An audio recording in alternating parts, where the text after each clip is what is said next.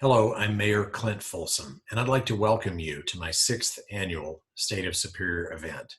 As many of you know, our previous 5 State of Superior events were live, in-person events. Due to the coronavirus pandemic, we had to cancel this year's in-person event scheduled for last month, and we've decided to go with a video presentation format this year. I'd like to recognize Town Manager Matt Magley, Assistant Town Manager Martin Toth, and all of the other town staff members for their help in assembling the materials I'll be presenting. The State of Superior is always a lot of work assembling and summarizing all the great things that happened during the past year. As you know, 2019 and early 2020 were very busy, and then we got hit with the coronavirus pandemic in March. Like all of you, we had to shift from business as normal to stay at home. During the week of March 9th, I was in Washington, D.C., along with several other mayors and officials with the U.S. 36 Mayors and Commissioners Coalition. We were meeting with Colorado representatives and senators to discuss transportation issues. On Thursday, March 11th, as we were walking through the House and Senate office buildings, our meetings were getting canceled or moved into the hallways, and we knew things were changing rapidly. Shortly after our return to Superior, we made the decision to declare a state of emergency, followed by our first ever virtual meeting to ratify the state of emergency. And so it's been for the past 2 months, adapting and evolving as we get new information and requirements from state and county officials, and doing our best to relay that to you, our residents. This has been and continues to be a difficult and uncomfortable time for everyone. Our essential workers in healthcare, first responders, food service providers, delivery, and many, many others have worked long hours in uncertain and changing conditions. Families have experienced work slowdowns, layoffs, caring for sick loved ones, home learning with schools closed, cancellation of just about every event. Or maybe you've been unable to travel to see a loved one that has been ill, or maybe even someone that's passed away. On behalf of the Board of Trustees and the Town of Superior, our hearts go out to everyone during this difficult time. And what will keep us going is the tremendous spirit of giving and resilience that I've witnessed from our community during the past several weeks. Let's stay strong, and we will get through this together. Now I'd like to transition into some slides and highlight a couple of points on each as we go along.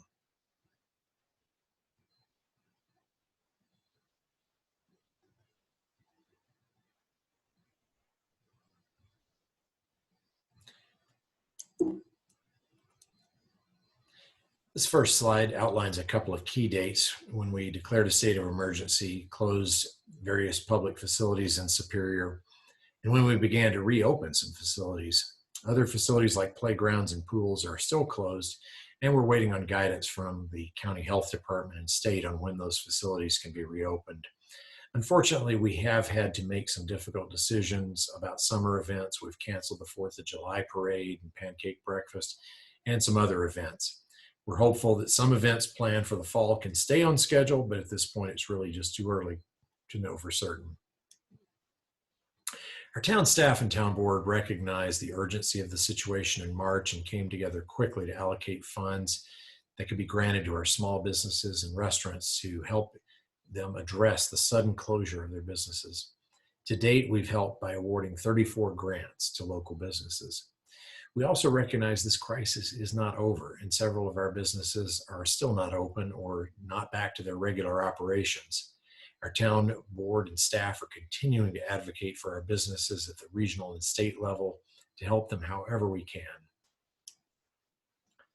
Our local Superior Chamber of Commerce has also stepped up in a big way during this crisis with several different initiatives to support local restaurants and businesses, feed essential workers, and provide information and advocacy to our businesses.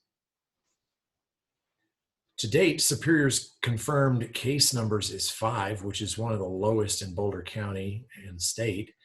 And now it's likely that many more residents have been affected than just not counted in the official numbers, but overall, we've done a great job in Superior with following public health directives and keeping our numbers low. Let's keep up the good work. We're not through this yet, and let's follow the simple directives in the weeks and months ahead. Now we'll transition into some regular programming for the state of Superior, starting with economic development. Here's a map showing most of Superior, and several sites are highlighted. I'll be mentioning some of these throughout the presentation. Last year in early 2020, we welcomed several new businesses to Superior Marketplace, 2 furniture stores, Ethan Allen and Stickley Audi and Company, also Goldfish Swim School, Cactus Wax, and Envy Nails and Spa. A couple of new businesses at Rock Creek Village, which is also known as the Safeway Center, and Colton Crossing, which is just across the street. Lots of activity to report during the last year at downtown Superior. Here's a high-level summary of the project to date. Earlier this year, we celebrated Tesla's grand opening, and last year, Superior welcomed our first hotel, Element by Weston. Also had a couple of new businesses in the medical office building and in the sports stable. This is block 25 of downtown. Remington Homes has 33 single-family homes under construction. Partial section of block 26, Thrive Homes, has recently completed 19 townhomes. Thrive is also building townhomes on blocks 14 and 15. Last fall, the town board approved 300 residential units to be constructed by Toll Brothers. This was the largest remaining section of residential land within downtown Superior. Grading and site work is in progress on that site right now. Here's some images of what Toll Brothers will be building, the single family and townhome products. This area in red is what we refer to as the Morgan Ranch Main Street core. The Main Street core is essentially the heart of downtown Superior. It has public spaces, commercial businesses, and some additional residential. Our town board approved this very large portion of the development last December, and construction was initially scheduled to get underway this year. Unfortunately, financing for the project is being impacted by the coronavirus, and construction will be delayed. You may be wondering how long. That's a great question, and at this point, I don't think anyone can answer that definitively. What we do know is that for now, residential activity remains strong in downtown Superior and as our region as a whole. The more residents that moved into our region and downtown Superior will ultimately make the downtown core project more viable. Additionally, as part of the approval last December, our board also pressed for the construction of Parks 1 and 2 and the completion of the Marshall Road Bridge, which will be discussed during our next board meeting on May 26th. These public projects will be completed with bond financing, and having these projects completed, hopefully within a year, will help getting the downtown Main Street core back on track. It's definitely disappointing to see this progress on Main Street core slow down, but certainly understandable given the gravity of the coronavirus situation around the entire world. Now, just west of Main Street and McCaslin Roundabout, Boulder Creek Neighborhoods is building 26 single-family homes on the original Superior Street grid. The eastern portion of this property is not platted, and a proposal for that section is expected sometime this summer. Approved in 2018, there are 10 duplexes now under construction at Discovery Ridge. Boulder Creek Neighborhoods is under construction on 31 duplexes at Lanterns at Rock Creek. Phase 2 of Calmonte is almost complete with 24 of 33 homes completed to date. And now we'll shift over to a discussion on the town's finances. Our 2020 projected revenue is just over $49 million. Almost 37% of that is from sales tax. The other category on this slide includes utility, impact, and permit fees from new construction, loans for capital projects, and other reimbursements. On the expense side, it's a chart showing the different categories for expenses. The general category, the largest, includes town hall administration, parks, recreation, public works, and law enforcement. This slide shows our projected revenue increasing each year. This slide is a pre-coronavirus projection, and most people are asking, how is Superior's town government going to be affected? Staff has told the town board that we could expect a 5 to 10% decline in revenue based on the effects from the coronavirus. We've had several businesses and restaurants that had to close suddenly, which certainly impacts sales collection. On the other hand, grocery stores, warehouse stores like Costco, and liquor stores have remained open, and their sales were up significantly. We're still waiting to see what the actual figures have been for the past couple of months so we can see exactly what has happened. It's also worth noting that Superior only has 35 full-time employees, and we've not had any furloughs or layoffs for full-time employees. This number is much lower than other cities because we contract out many services such as law enforcement, and fire is handled through a separate fire district. We do hire around 60 seasonal employees for pools and landscaping. Some of those jobs may be impacted if the pools are ultimately delayed in opening this summer. Property tax trends also projected to increase. This is also a pre-coronavirus projection. Too early to tell whether real estate values will be affected by the current economic slowdown. My own view is that things probably will flatten for a period of time versus declining. Here's a chart showing our town's debt. This year's debt is increasing for the first time due to two significant purchases: an open space acquisition and 1500 Colton Road, a building that's to be used as community space, plus some significant improvements to our wastewater treatment plant.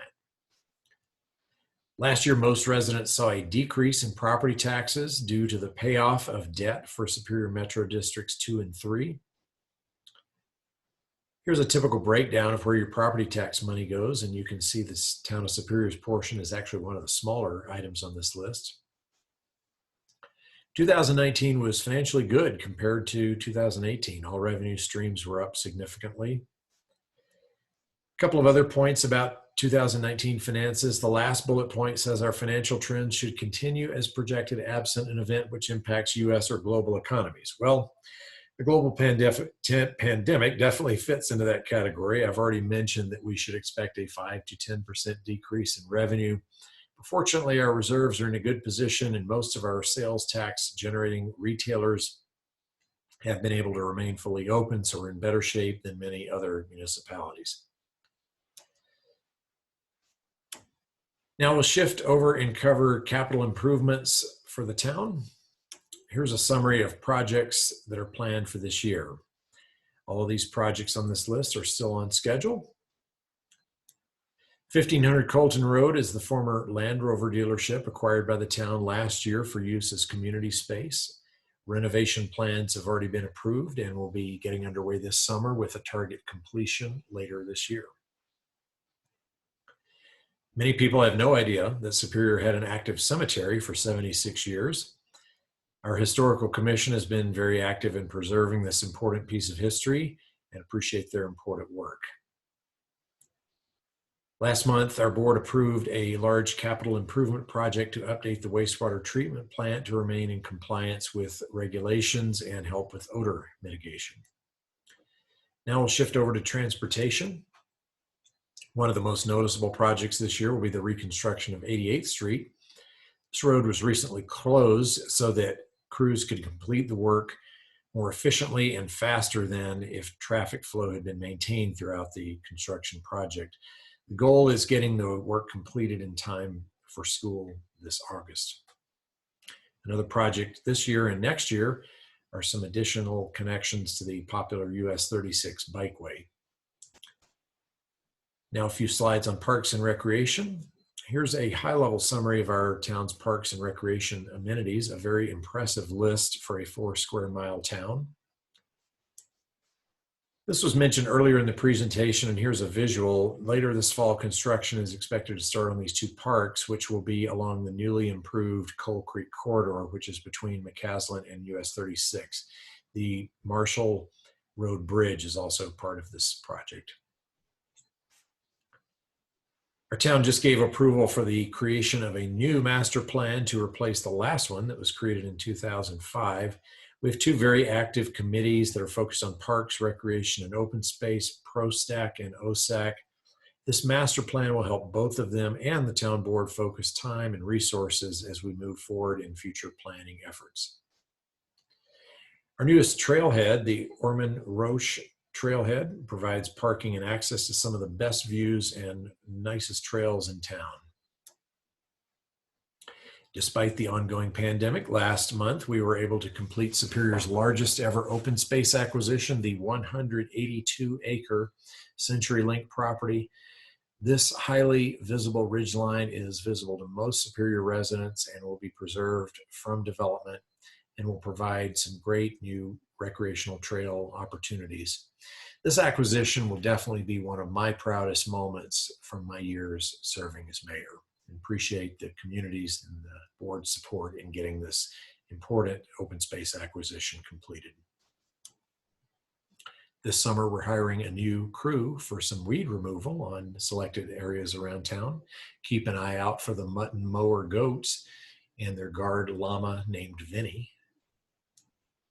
Just launched in Superior last fall, the Walk with a Doc series was very popular with the first two outings. It's now being held virtually. Hopefully be back to a live event sometime soon. Two more items in the other category. Thanks for sticking with me. We're almost finished. During 2018 and 19, air traffic from Rocky Mountain Metro Airport increased significantly and caused significant impacts on Superior and Louisville residents. We've partnered with Louisville to engage a consultant for purposes of developing some noise abatement measures. Work is continuing on this and through a newly formed airport noise roundtable. Last month, our town board approved a comprehensive oil and gas set of regulations, which was in response to a 2018 proposal to drill over 30 wells at the south end of our town. While that proposal was withdrawn, our board wanted to make sure that we had the best and strongest regulations in place to prioritize the health and safety of our residents. Finally, here's a couple of reminders of ways to stay in touch and provide us some feedback. In closing, I want to thank our town staff once again for their help in assembling the materials for this presentation. I want to thank my fellow board members. We don't always agree, and I don't think you want us to always agree, but I can always count on them to work extremely hard on every issue and to be respectful to our differences. I want to thank my wife, Leslie, our two sons, Colin and Nick, my parents and extended family, all of whom support me and the time I spend working as mayor. And finally, I want to thank you, the residents of Superior. Please know that it's an honor for me to represent you and serve as your mayor. Thank you.